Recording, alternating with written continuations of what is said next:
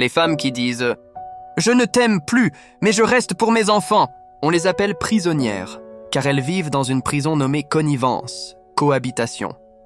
Les femmes qui disent « Il y a longtemps que je serais partie, mais je n'ai nulle part où aller », on les appelle sans, abri sans, foyer, parce que ce qui autrefois était une maison, un foyer, est devenu simplement un abri, un refuge. Les femmes qui disent « Fais de ta vie ce que tu veux. Moi, ça m'est égal tant que tu assumes la maison », on les appelle convenues, parce que depuis longtemps, elles restent que par commodité confort, ou pour l'argent. Les femmes qui disent « Je ne te pardonnerai jamais ce que tu m'as fait », ça s'appelle les Avengers, parce qu'à chaque combat, ils se souviendront, avec une grande douleur, que le seul coupable de tout est le mari. Les femmes qui disent « Je suis fatiguée, je m'ennuie, je ne sais même plus ce que je ressens pour toi ». Mais quand il s'agit d'aller faire du shopping, elles sont les premières à se pomponner.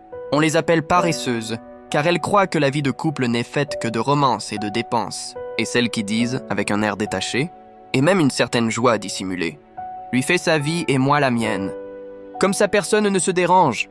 On les appelle infidèles, parce que chacun joue à la famille unie, mais leur monde romantique sexuel et charnel se partage avec un autre.